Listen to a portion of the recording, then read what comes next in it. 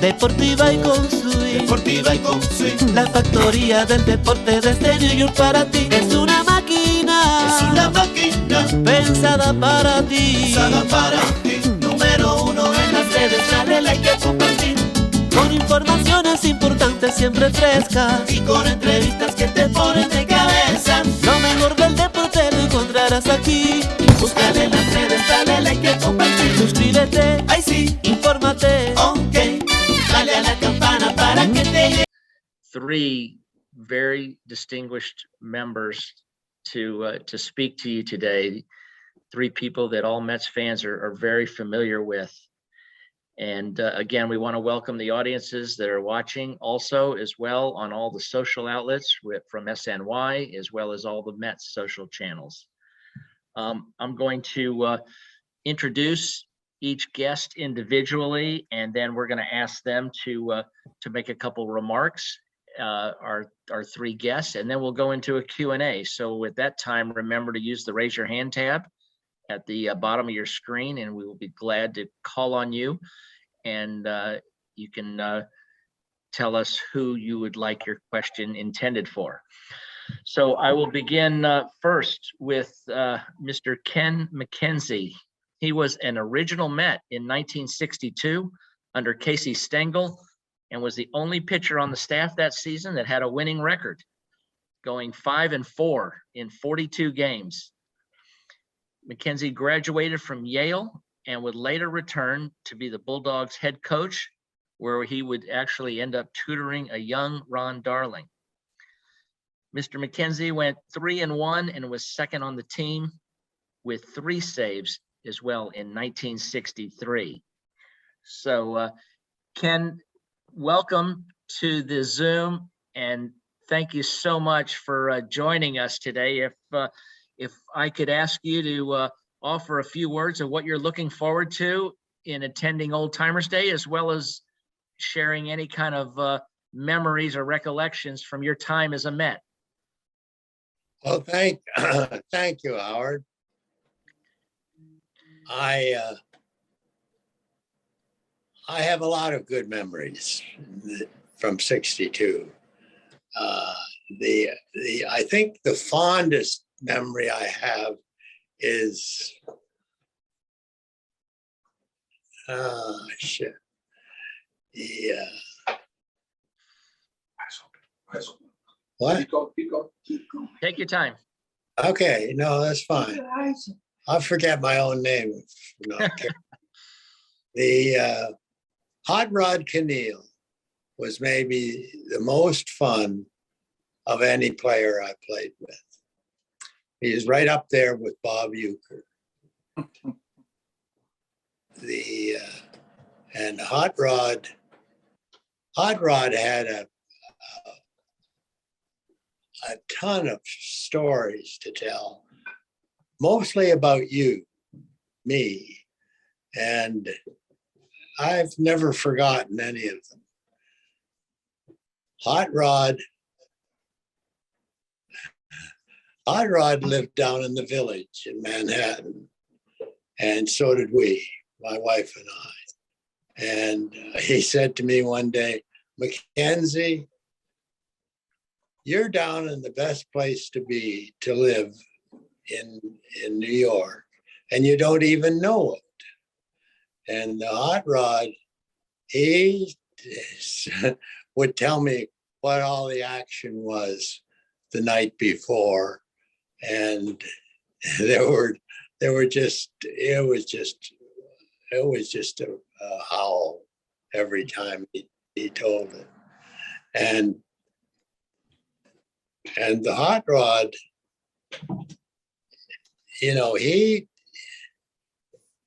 I don't know what he hit. He probably hit about 240 or something like that. But Casey loved him. And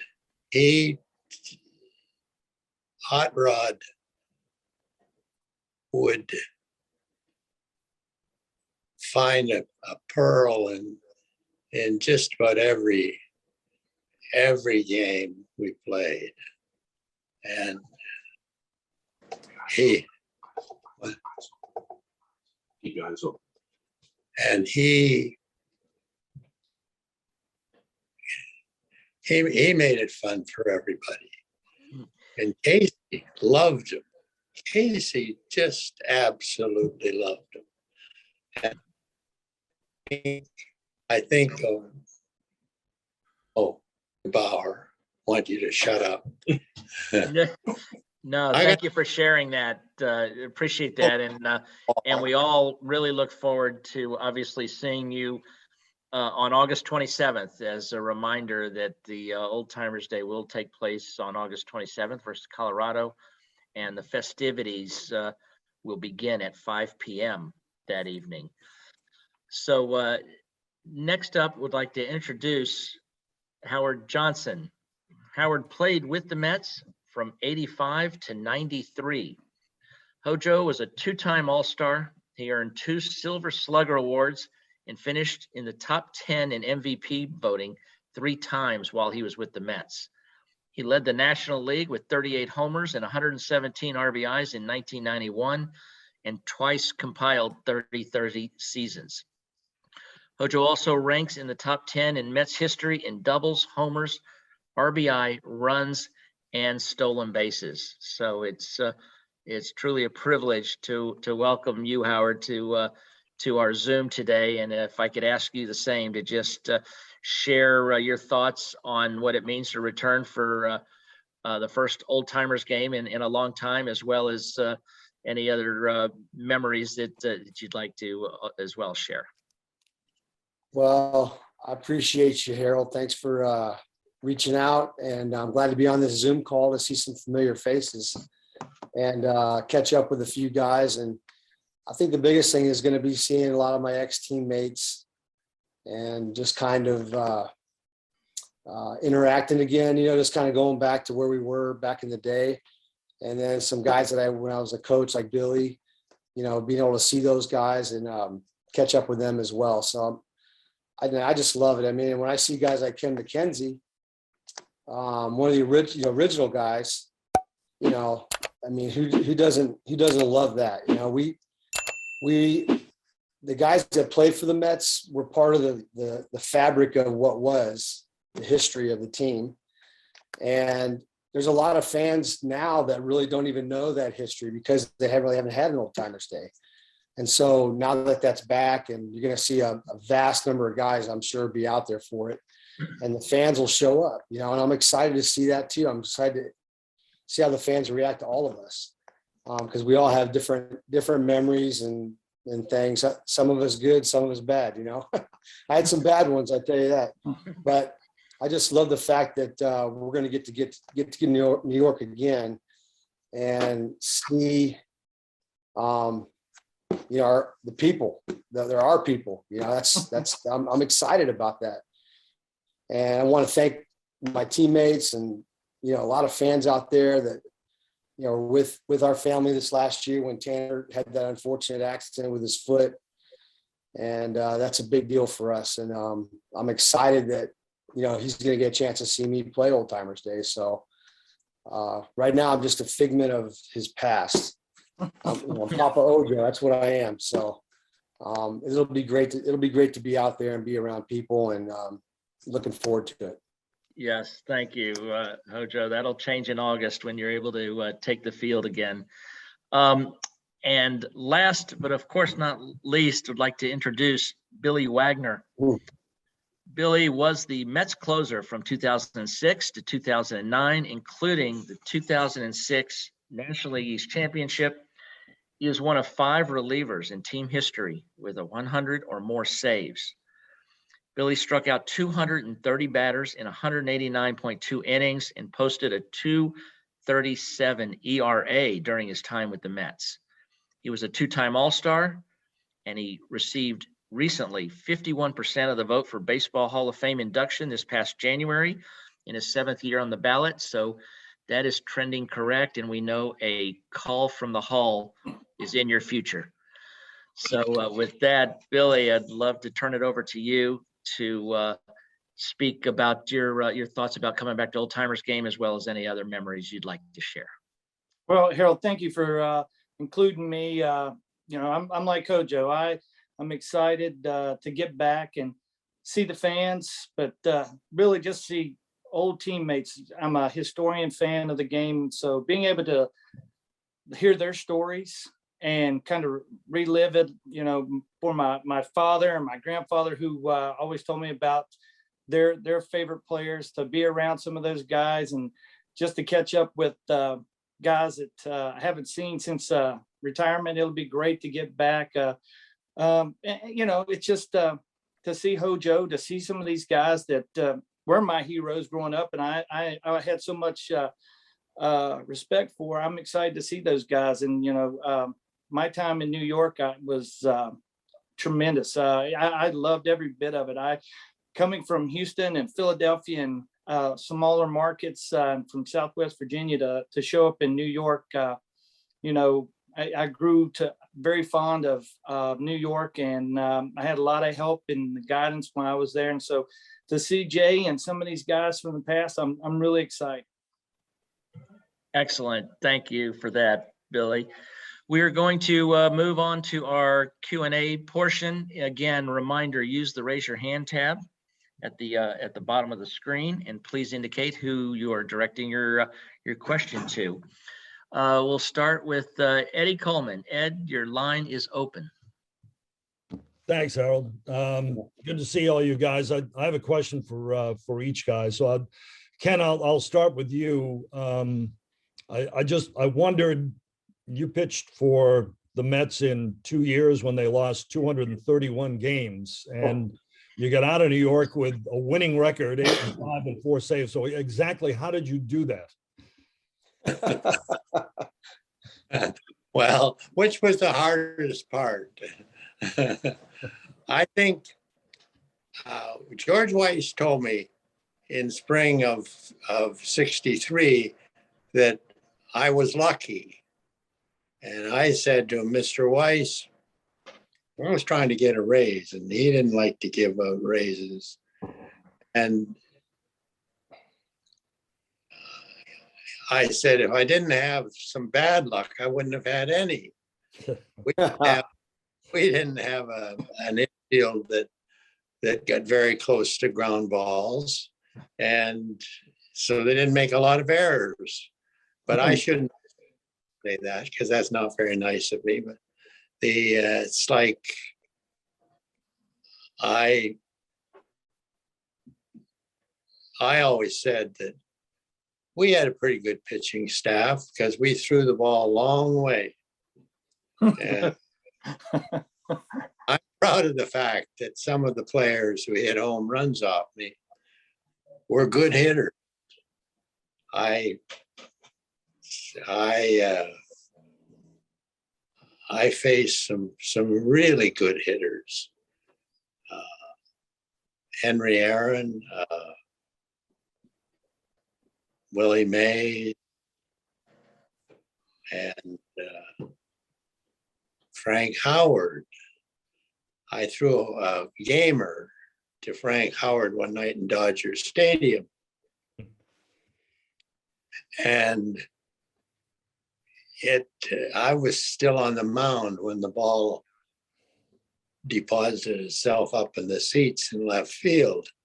And Chris Cannizzaro came out to the mound and said, MacKenzie, what the hell's the matter with you? You didn't think that ball was going up? I said, well, nobody's ever went out of it. And if that one went, I was going to see it.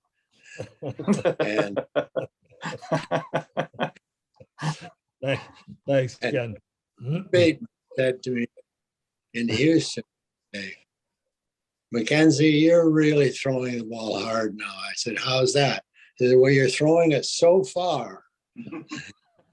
And it was a pretty honest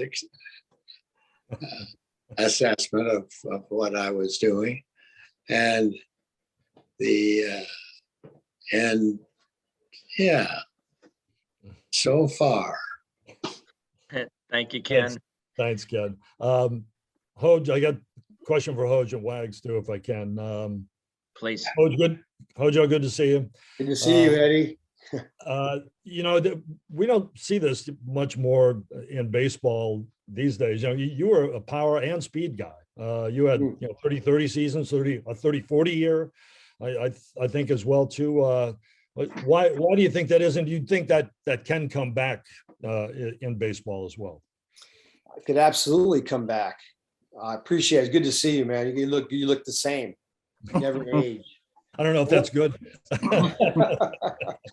Yeah, but it absolutely could come back. And the way I always felt was, base stealing was an act of will, and it takes a lot of. It's difficult. There's a lot that goes into it. It's not just being able to run. I never was the fastest guy, but I love stealing bases, and my focus almost always was to get on base and try to steal. And I had that in me. I wanted to be that kind of a player that if somebody walked me, that I could try to steal and be in scoring position to score a run, for my team and make them kind of pay. That's just why I learned that from my dad. I learned that as a kid, and I loved it. I fell in love with it. And the National League was a great league for me to be in, getting out of Detroit where it really wasn't valued as much. But like today, the game has changed somewhat with quite a bit now, I guess, strategy wise, what hitters are trying to do, what offenses are trying to do. A lot of teams don't like to play for one run anymore. I think they feel like they're giving up way too much. Sometimes you are giving up something, the potential, right, for a 2 or 3 run homer, but those don't come along every day. I mean, it's much easier to try and create opportunities, on the base pass, and it affects the other team a lot. And so anyway, but it is different. I appreciate it. It's a part of the game. I loved it, and I like teaching it. It's fun. Thanks, Oj. And Wags, good to see you as well. You look the same. You haven't changed a bit. That's dangerous, I'll tell you that. That's for sure. It's hard to stay that good looking. Yeah, I know. Yeah. Takes a lot of work, doesn't it? Billy, you're probably going to say it doesn't matter, but your strikeouts per 9, your strikeout rate are Hall of Fame worthy, and your numbers are increasing too. You went 46 to 51, I think, this year, and you got 3 more shots. So, is it more important to you? Is this something you always kind of downplayed that stuff when you played, I know, but how has it become more important to you in time? Well, you know what? I don't know really how to answer that, because I hate to think that I would be talking about myself. I like playing the game and trying to be the best I could and doing the job the best I could for my team to win. And I was in a role that I got to be very selfish. I got to go out there and pitch for strikeouts. Everything I tell my high schoolers not to do, I got to do. So, it was unique. And I was blessed. I had some great teams that played behind me that, made great plays, made me look really good, gave me a lot of opportunities. The guys in the bullpen, I mean, they don't get enough credit that they deserve to, that made me look good. And, I'm just blessed. I mean, I don't know how. I think downplaying is the best way, because you don't want to be heartbroken when it gets to that point and, it doesn't happen. But, I'm trending in the right way. I've got a lot of good people that have said really nice things about me. So, I'm excited. And by the way, if you guys see me writing on here, I'm writing everything that Hojo and Ken say, because I'm telling these young guys quotes from them about being a base stealer and things like that. I'm always learning and trying to be better. So that, don't think I'm not paying attention, because I am. I'm just I'm really excited to be here and to get to be interacting with some of my heroes. Thanks, Wags. Good to see you. Thank you, Ed. We will next go to Tim Britton. Tim, your line is open. Hey guys, this question's for Howard and Billy. I'm just wondering what your guys' best memories of Shea Stadium were. What it was like to play there, what it sounded like there, what you remember about being in that stadium. Man, well, I mean, I remember that stadium being massive, and it shook when the people were really like riled up, you know, in the World Series. It was incredible what was going on during that game 6, especially, but just a loud ballpark. Not so much anymore. Do you see that here, the airplanes crossing? I think that was a big deal back in the day. You know, you could be in the dugout and look out across and in the deep left field and see airplanes approaching and knowing that they were going to pass almost directly over you and be so loud that the place just vibrated. And I never forget, Keith told me, Hernandez, he said he wanted to hit when the plane went over, because if he mishit the ball, they would never really hear it. They would be a little off their game, you know? So I was like, damn, that's pretty good. I mean, who thinks of that, you know? Keith thinks of that stuff. So anyway, that was my good memories. I think my memories were, I made my debut in New York against the Mets. So it's always going to be fun facing Rico Bronya. He almost takes me deep, but who cared, right? It was my debut. I was throwing it as hard as possible. And plus, you know, at that point I was throwing strikes, so everybody was all excited. So, but then, you know, I think, you know, in that 06, I don't know if I've ever been a part of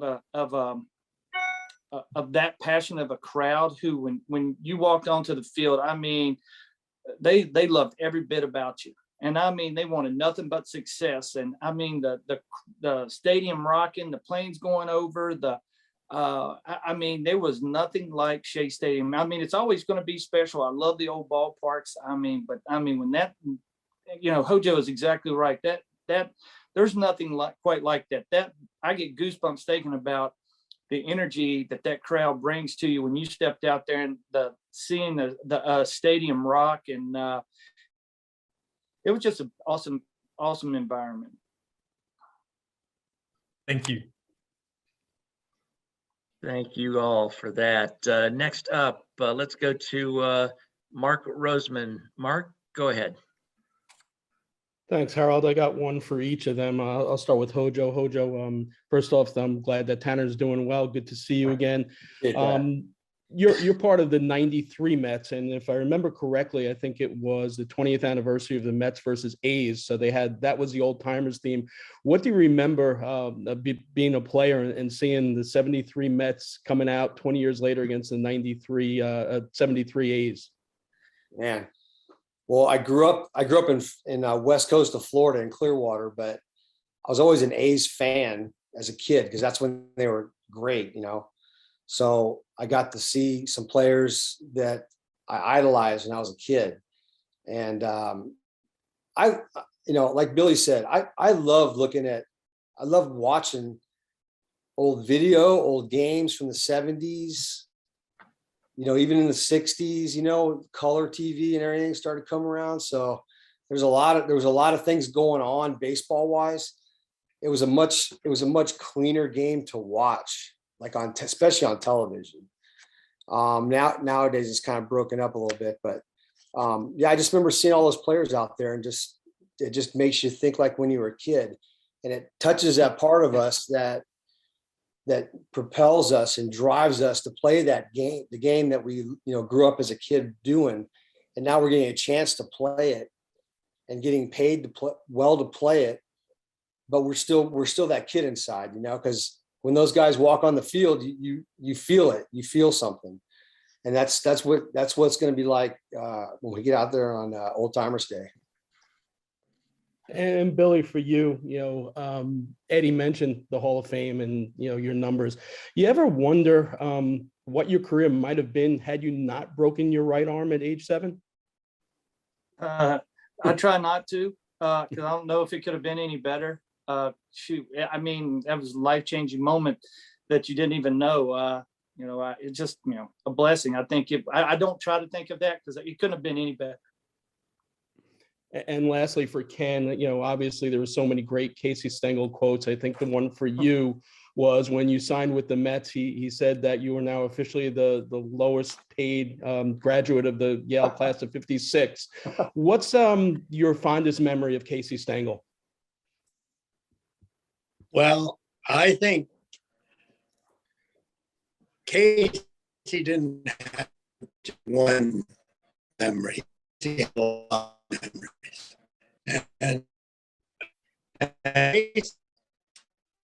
And Paul, if you can adjust the phone there so we can hear Ken.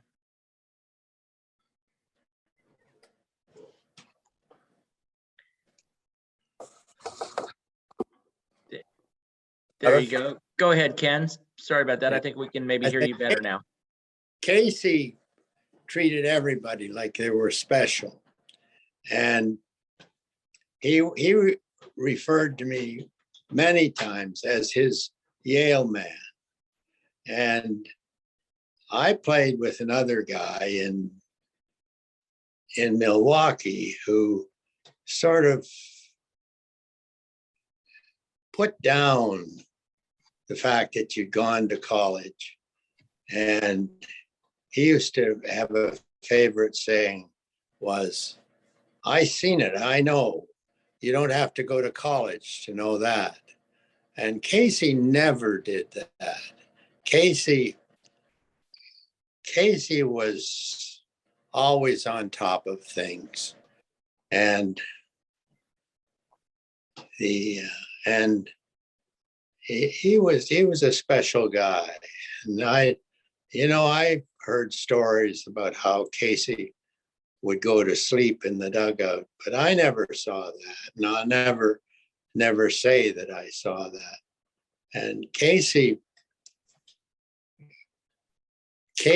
was so far from being asleep that you would never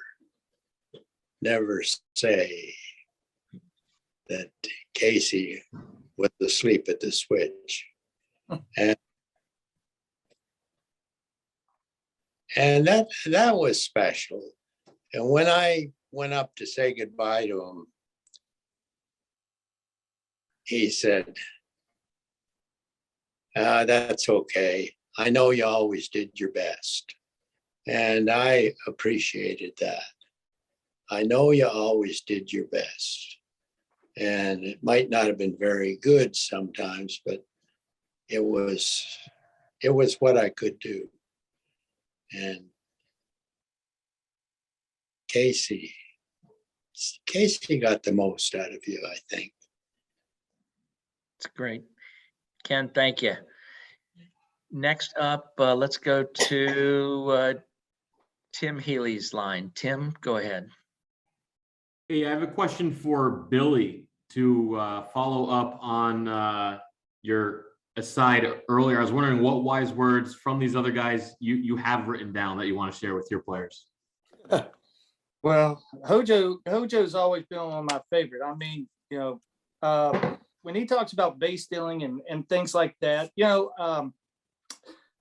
the art of the grit has changed in the game. And so when I'm able to talk to guys like Hojo and guys that are more in my stature that today would have been looked down on, I enjoy hearing their references of grit and their willpower to do these things. And and to listen to Ken talk about Casey and his memories of how throwing the ball long. I mean, don't think that when my pitcher gives up a home run, I'm going to walk out there and go, "Hey man, you're really throwing the ball long today."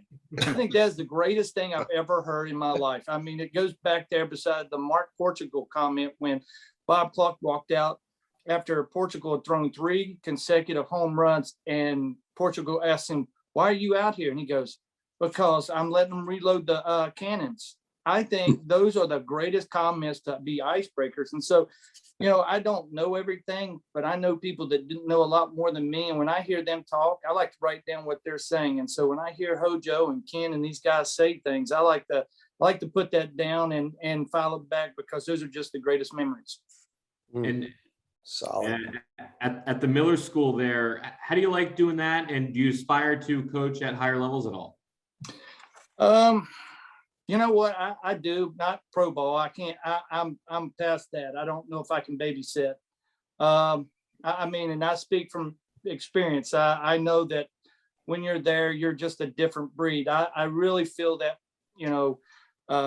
I was blessed to have a lot of people around me as coaches that put up with me, and I learned a lot with and gave me feedback that at the high school level gives me a chance to really develop them and, give them confidence and understanding, and really to show them how to not make the mistakes I made. And so when I have that opportunity, I just think at this level, it just gives me a great opportunity to teach young kids the way to go about their business. And I learned all that from the guys that I played with and the managers that gave me the opportunity. Thank you. Good. Awesome. Thank you. Awesome. Thank you. Thank you, Billy. Next up, Josh Lewin, will come to you. Sorry, had to unmute there, Harold. Sorry about that. Guys, welcome back. And I'm just wondering, I guess this is for Billy first and for Howard too. You guys seem to be in tip-top condition just from looking at you. What do you have to do to get ready between now and August to make sure you're out there representing your person in a correct manner? Stretch a lot. Lots of stretching. I throw BP every day. So I'm my arm's the only thing that doesn't hurt most days. So, but you know what? I don't think you're ever prepared for anything like this. I just think it's a great opportunity, a great event to get back and to really to just mingle with the peers and ex-teammates and, the media and guys that, you haven't seen in a while. So I'm going to stretch a lot and try to not do anything stupid between now and then so that I can be a part of it. It's good. Good advice. Next up, I'm sorry, Josh, go ahead. You had a follow-up. Just real quick for both those guys too. Howard, I'm trying to peer in at some of the memorabilia you've got behind you. I don't mean to eavesdrop, but no, I'm actually in my son's office at his house. Right on. So he's got a bunch of stuff that I used to have. So that's my question for both you guys, for Howard and for Billy. What treasured Mets memorabilia do you still have with you that's either on a wall or with a spotlight on it? What's your best stuff? Man, probably for me, I guess would be my uniform jersey that I would never be able to fit in now in a million years. That fits like a t-shirt now, but I've got that at home. Nice frame there. But just some of the photos I have a picture of, I've got two pictures that are really special. One is a picture of me, Doc, and Mitch celebrating after we clinched the division against the Cubbies. And then I have one with me and Bobby O sitting together after the World Series in the locker. I think I'm sitting on his lap or he's sitting on my lap, and we both got champagne and we're just sitting there chilling and just thinking about what we just accomplished. Those are my gems, my three. Billy, what are your gems? It's funny. I was just sitting here just going, I've got a lot of jerseys from Pedro and Glavin, Beltran and El Delgado. I tell you, I have so many memories. I mean, I love baseball, and so I don't know if I have one. I mean, there was so much went on in 4 years in New York. In 06, there was so much that I was exposed to that I've got on my wall. All the little things of being a Met, the little things. I mean, I don't know if there's one thing there that just stands out besides. The only thing that I will say is the pinstripes with the orange stripe down that we got to wear one time when we were on, I think it was 42 day. That was the only time. That's one thing that probably is the most priceless thing that I have, because I always wanted to wear that uniform. I love those old uniforms. Awesome. Thank you, fellas. You look good in that too. It would have slimmed me down. Ed Randall, your line is open. Big Ed. Here. Wonderful, Hojo, to see you, and Billy too. But my question is for Ken, and wonderful to be with you, Ken. Can you please tell us when was your first inkling in '62 that the Mets probably weren't going to be pennant contenders? Well, I don't think we ever thought we were out of the race. We put the flags up on top of Wow. and it took a while to realize that the flags told us where we were in the league. We watched them work their way down, sort of all season. But it was when they were getting near the end of the roof that we realized that we were not going to win any pennants. Thank you, Ken. Thank you so much. Started off the season with 9 wins and 9 losses, excuse me. And it wasn't until Jay Hook pitched a game in Pittsburgh that we actually won our first game. And it wasn't until we finished the season in Chicago that we realized we were going to get out of there alive. And I was lucky enough to pitch the last inning of the last game in Wrigley Field. And I always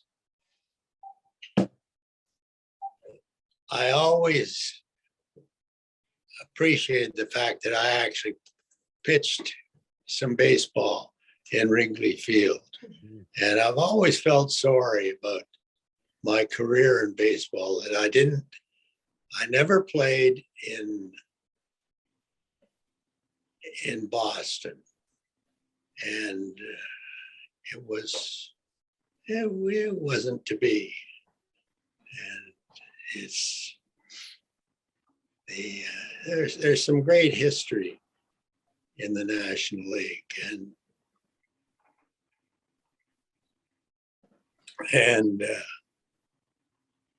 but let me tell you what pressure is. Pressure is facing Bob Buell the last day of the season when he's 0 for 69. If I'm giving up a base hit to Bob